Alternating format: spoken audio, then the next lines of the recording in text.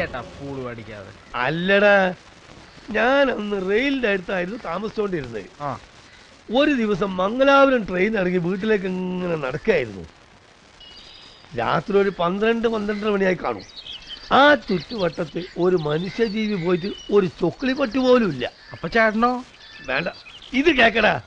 പെട്ടെന്ന് പുറകുന്ന് എന്നൊരു വിളി. അത് 2 വിളിയല്ലേ? ഇത് കേക്കടാ. ഞാൻ ആദ്യം ഒന്നും ഞെട്ടി. തിരിഞ്ഞു നോക്കിയപ്പം ജീൻസ് ഇട്ട് സുന്ദരിയായ ഒരു പെൺകുട്ടി. കർത്താവാണ് സത്യം. ശൃംഗാരഭാവത്തോടെ അവൾ എന്നെ അടുത്തേക്ക് വിളിച്ചു. ആദ്യം ഞാനൊന്നും മടിച്ചു. പിന്നെ ധൈര്യം സംഭരിച്ച് ഞാൻ അവളുടെ അടുത്തേക്ക് അങ്ങോട്ട് ചെന്നു. പിന്നെ എനിക്ക് ഒന്നും ഓർമ്മയില്ല. നേരം വെളുത്തപ്പോൾ റെയിൽ പാളത്തിനടുത്ത് ഞാൻ കിടക്കുന്നു. എൻ്റെ ചാരിത്രം അവൾ അപഹരിച്ചു.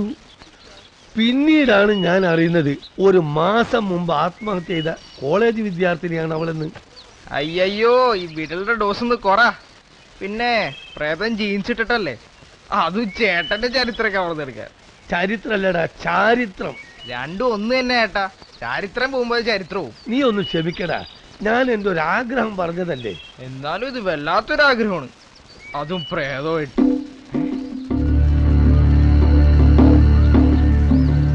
അതാരേട്ടാ? പടിഞ്ഞാറേതോ വീട്ടിലുള്ള. ഞാനിങ്ങനെ വല്ലപ്പോഴൊക്കെ കാണും. അയാളുടെ മട്ടും നോട്ടും ഒന്നും അത്ര പന്തിയല്ല.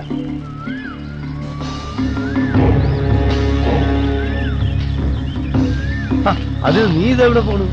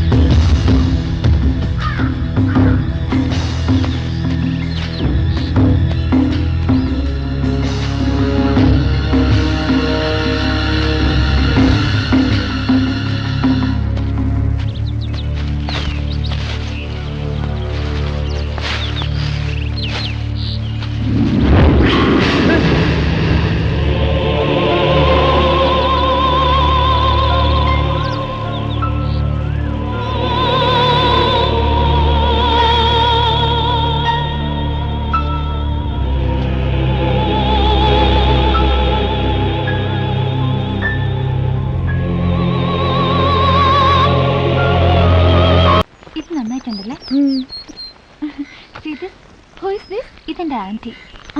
പൂജ, ഇത് കണ്ടോ? ഇതെന്റെ ആന്റി. ഇത് ആന്റിയുടെ മോള്. എന്താണോ നിന്റെ ചുണ്ട് ചോര?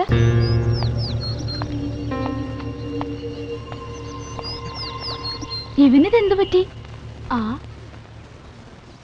ഞാൻ നിങ്ങൾ യുവമിഥുനങ്ങളോട് ഒരു ചോദ്യം ചോദിക്കാം. About marriage. Marriage is made up of 3 rings. Which are they? Engagement ring? Yeah, good. Then wedding ring? Right. But the third one is the most important. അറിയില്ല? It's suffering.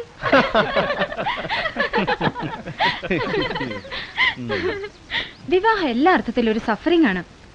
So that is suffering. ആദ്യത്തെ കുറച്ചു നാൾ കഴിഞ്ഞ, അതുകൊണ്ട് എന്നെ ഈ പണിക്കൊന്നും കിട്ടില്ല. എനിക്കിങ്ങനെ പറന്ന് നടക്കണം, like A free bird. Excuse me.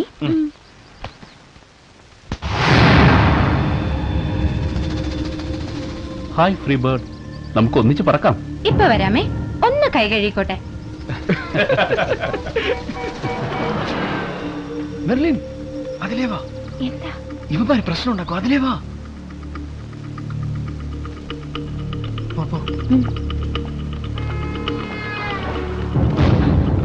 അങ്ങനെ ഒറ്റയ്ക്ക് പറന്നു പോയാലോ? കുയിൽ കാക്കകളുടെ കൂടെ പറക്കാറില്ല.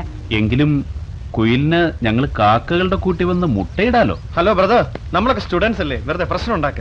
ഓഹോ,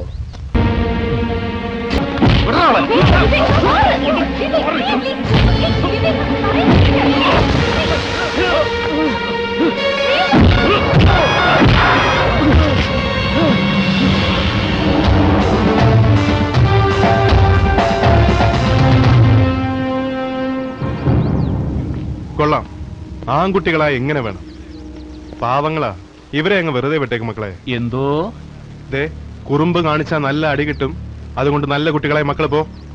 Who the hell are you? Your father's father. മനസ്സിലായില്ല? നിന്റെയൊക്കെ അപ്പന്റെ അപ്പൻ. അടിയടാ ഇവനെ.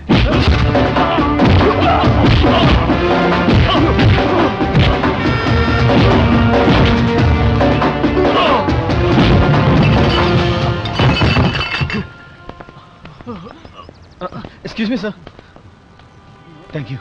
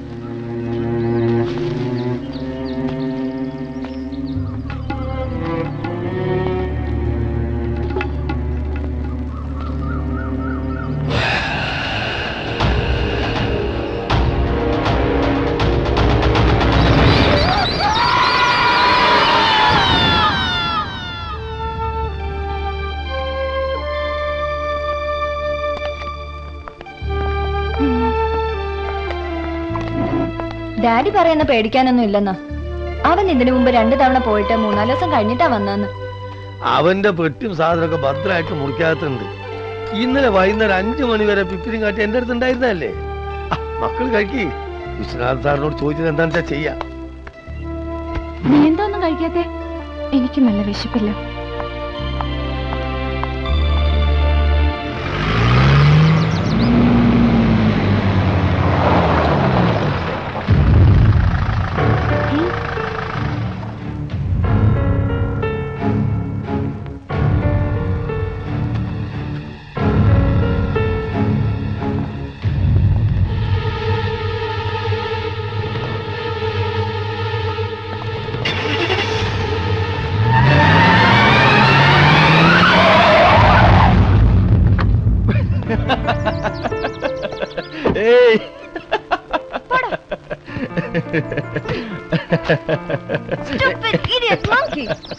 ഞങ്ങൾ അങ്ങ് പേടിച്ചു പോയല്ലോ. ഇവനാണ് ഗൗതം എന്ന തെമ്മാടി. ഇവൾ മെർലിൻ എന്ന ടോം ബോയ്. ഇത് അശ്വതി, ദ സൈലന്റ് കാറ്റ്. ഇത് Neethu, the romantic bird. Am I right? That is clairvoyance.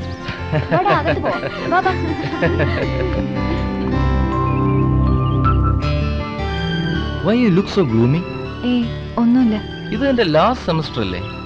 ഞാൻ നിന്റെ ഡാഡിയെ കണ്ടിരുന്നു ഒരു സെയിൽസ് കോൺഫറൻസ് കഴിഞ്ഞ് വരുന്ന വഴിക്ക് എയർപോർട്ടിൽ വെച്ച്. വീട്ടിൽ ചെല്ലാത്തതിന് അങ്ങേരുടെ വക ഒരുപാട് പരിഭവങ്ങൾ. എന്തായാലും ഈ ചിങ്ങത്തിന് നമ്മളുടെ വിവാഹം നടത്തണമെന്ന് പറഞ്ഞു. Anyway I told him I am at his disposal. എല്ലാത്തിനും അഭിപ്രായം പറയുന്ന നിനക്കെന്താ? ഒന്നും പറയാനില്ലേ? ഞാൻ കഴിഞ്ഞ തവണ കണ്ട പൂജയെ അല്ല നീ. You have changed a lot. എനിക്കൊരു മാറ്റമില്ല ഗൗതം. പരീക്ഷയുടെ അല്പം ടെൻഷൻ, അത്രേ ഉള്ളൂ. Okay, I have to push off. ഹോട്ടലിൽ MD വെയിറ്റ് ചെയ്യുന്നുണ്ട്. I will be back in 1 week.